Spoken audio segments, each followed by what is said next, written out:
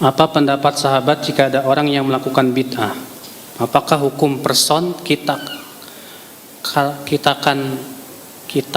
apa sih ini bid'ah atau hanya perilakunya saja?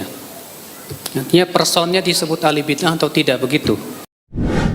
Bismillahirrahmanirrahim. Assalamualaikum warahmatullahi wabarakatuh. Teman-teman sekalian, mungkin banyak yang mengira bahwasanya jika seseorang itu jatuh kepada bid'ah atau jika seseorang itu melakukan bid'ah, maka otomatis menghukuminya sebagai ahlul bid'ah. Namun ketahuilah bahwasanya untuk menvonis personal seperti itu, menvonis individu seseorang seperti itu sebagai ahlul bid'ah, itu tidak semudah itu. Tidak sesimpel itu menentukan apakah dia ahlul bid'ah ataukah bukan. Karena bila sesimpel itu, maka kalau begitu kita semua adalah ahli maksiat. Siapa di antara kita yang lepas dari maksiat? Bukankah kita banyak dan sering serta rutin melakukan maksiat? Seperti contohnya pada mata kita. Sudah berapa kali mata kita bermaksiat? Melihat hal-hal yang diharamkan dari lawan jenis kita, yang kita tahu kebanyakan dari busana orang-orang di sekitar kita adalah tidak syar'i. Tidak menggunakan jilbab, tidak menutup dadanya, tidak menutup pahanya, dan seterusnya. Dan juga sudah berapa kali lisan kita bermaksiat dengan membicarakan kejelekan orang lain, entah dengan sadar atau tanpa sadar kita lakukan. Sudah berapa kali lisan kita melakukan ghibah? Bukankah itu maksiat? Jadi apakah dengan begitu kita akan mengklaim diri kita sebagai ahli maksiat jika kita menggunakan kaidah yang sesimpel itu? Bila melakukan bid'ah, maka otomatis ahlul bid'ah. Lalu bagaimana dengan amalan-amalan baik yang telah kita perbuat? Bukankah kita juga berbuat amalan-amalan yang baik? Sholat, zakat, puasa, bersedekah, dan lainnya. Apakah itu semua juga tidak dilihat atau tidak dihitung? Jadi teman-teman sekalian, jika seseorang itu melakukan hal yang buruk, maka tidak semudah itu kita bisa menvonisnya sebagai hal yang melekat pada keburukan itu. Tentu ada kaidah-kaidah yang lebih rinci untuk bisa menentukan apakah seseorang itu ahli maksiat ataukah bukan, ahlul bid'ah ataukah bukan, dan seterusnya. Bukan dengan hanya karena dia melakukan bid'ah lantas kita langsung menghukumi sebagai ahlul bid'ah. Tidak seperti itu. Karena jika sesimpel itu saja kaidahnya, maka kita semua ini juga ahli maksiat kalau begitu. Jadi di sini yang mesti kita pahami teman-teman sekalian. Jika seseorang itu atau ulama atau seorang ustadz menghukumi sesuatu itu adalah bid'ah, maka di sini kita harus bisa bedakan apa yang sedang dihukuminya, karena berbeda antara menghukumi perbuatan atau menghukumi amalan dengan menghukumi personal atau individu tertentu.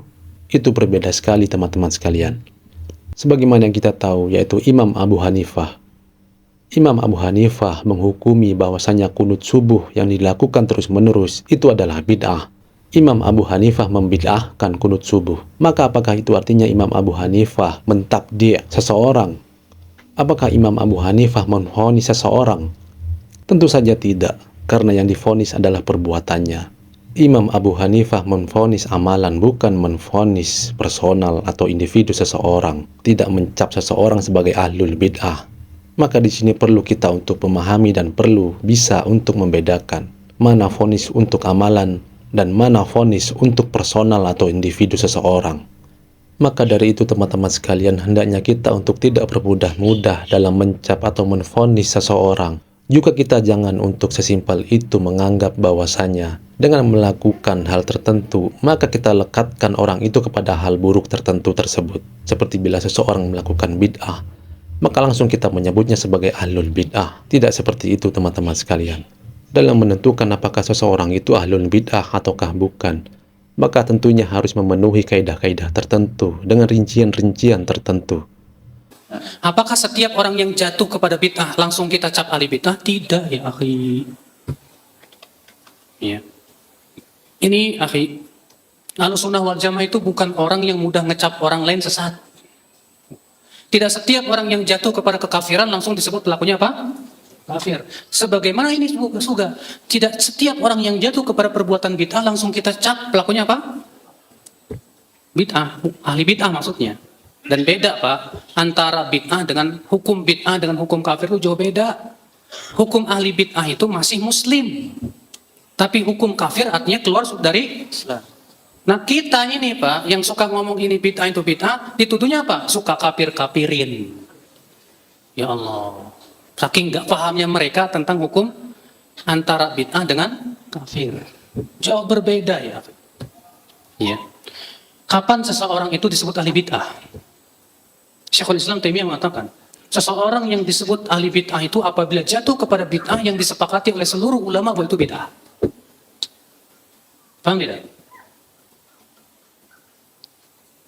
Paham nggak Pak? Jadi seorang disebut ahli bid'ah itu kalau dia jatuh kepada apa? Hah? Bid'ah yang disepakati oleh para ulama seluruhnya akan kebid'ahan. Ya.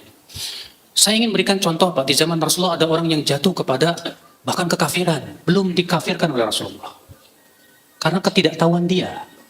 Kenapa? Saya berikan contoh. Mu'ad bin Jabal dikirim oleh Rasulullah SAW ke Syam. Sepulangnya dari Syam, Mu'ad sampai di Madinah, di depan Rasulullah, sujud ke Rasulullah. Sedangkan sujud kepada manusia dalam Islam itu termasuk kufur besar, Pak. Apakah Rasulullah mengatakan kepada Mu'ad, "Hai Mu'ad, kamu kafir"? Tidak. Rasulullah berkata apa? "Hai Mu'ad, apa yang membuat kamu berbuat seperti itu?" Rasulullah nanya dulu ke Mu'ad. Rupanya Mu'ad ada apa? Pemahaman. Kata Mu'ad apa? "Hai Rasulullah, aku melihat di Syam orang-orang ahli kitab sujud kepada pendeta mereka, dan aku berpikir kita kaum muslimin lebih berhak untuk sujud kepada Rasulullah." Itu rupanya alasan. Berarti Mu'ad sujud itu bukan karena keyakinan, sujud itu apa? Apa? Boleh sujud kepada, tapi karena apa? Ada syubhat. Ada apa namanya? Ada syubhat. Maka Rasulullah pun menghilangkan dulu syubhatnya. Apa kata Rasulullah? Mu'ad, kalau aku perintahkan seseorang untuk sujud kepada orang lain, aku akan perintahkan seorang istri sujud ke suaminya. Maksudnya bahwa sujud itu hanya untuk Allah. Dihilangkan dulu. Nggak paham.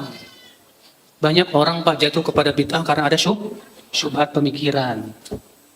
Maka bedakan antara orang yang memang sengaja ngikutin hawa nafsu dengan orang yang tidak mengikuti hawa nafsu tapi jatuh kepada kesalahan akibat pertama kebodohan atau karena ada suatu perkara yang dia anggap itu sebagai sebuah apa?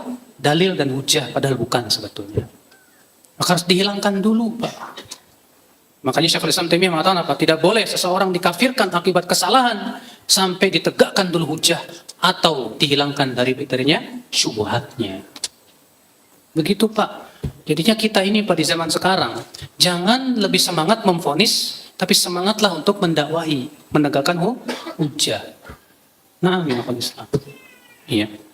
Udah gitu Pak. Zaman sekarang ada lagi pemahaman begini, itu orang main bid'ah-bid'ahin aja ya, itu pengadilan akhirat kali. Pengadilan akhirat. Jadi dia menganggap Pak, kalau kita mencap itu bid'ah berarti pelakunya pasti neraka. Ini salah besar Pak.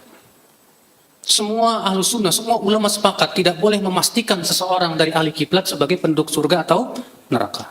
Sampai kita yakin dia mati di atas apa. Iya. Bahkan Ibnu Taimiyah berkata apa? Orang yang terancam masuk neraka akibat kebid'ahan atau maksiat, terkadang di hari kiamat tidak jadi masuk neraka. Kenapa? Bisa jadi karena adanya taubat, kita tidak tahu. Atau dikarenakan adanya hasanat, kebaikan yang luar biasa besar. Atau bisa jadi karena dia ditimpa musibah yang berat, sehingga Allah gugurkan dosa-dosanya. Atau dia dapat syafaat. Iya. Paham tidak Pak? Ini keyakinan Ahlussunnah Pak. Makanya kalau ada orang bilang, itu orang suka ngebid'ahin berarti neraka dong. Kita jadi dianggap penduduk api neraka semua. Ini sebetulnya sengaja mereka ucapkan itu untuk memprovokasi aja Pak. Kita ketika menghukumi suatu perkara itu bid'ah, tidak sama sekali konsekuensinya pelakunya pasti ahli bid'ahnya yang pertama. Apalagi untuk memastikan pelakunya neraka, ini lebih jauh lagi. Itulah akibat daripada kurang ilmu, Pak. Kurang apa? Ya kalau zaman sekarang kan sebutnya kurang apa? Kurang minum, Ustaz. Kurang minum. Ya. Rasulullah Shallallahu Alaihi Wasallam bersabda dalam sebuah hadis, barang siapa yang menuduh saudaranya kafir, maka tuduhan itu akan kembali di antara keduanya. Artinya bila tuduhan itu tidak benar, maka vonis tersebut, tuduhan tersebut akan kembali kepada yang mengucapkannya, kembali kepada yang menvonisnya. Maka dari itu teman-teman sekalian, begitupun bila kita menuduh saudara kita sebagai ahlul bid'ah, bila tuduhan kita itu tidak terbukti benar bahwa saudara kita itu adalah ahlul bid'ah, maka vonis ahlul bid'ah, vonis sesat terhadap saudara kita tersebut akan kembali kepada kita. kembali kepada yang mengucapkannya. Maka dari itu teman-teman sekalian, janganlah lisan kita untuk ringan atau bermudah-mudah dalam mencap atau menvonis seseorang, karena vonis itu bisa kembali kepada diri kita sendiri. Semoga bisa diambil pelajaran dan bisa bermanfaat. Wassalamualaikum warahmatullahi wabarakatuh.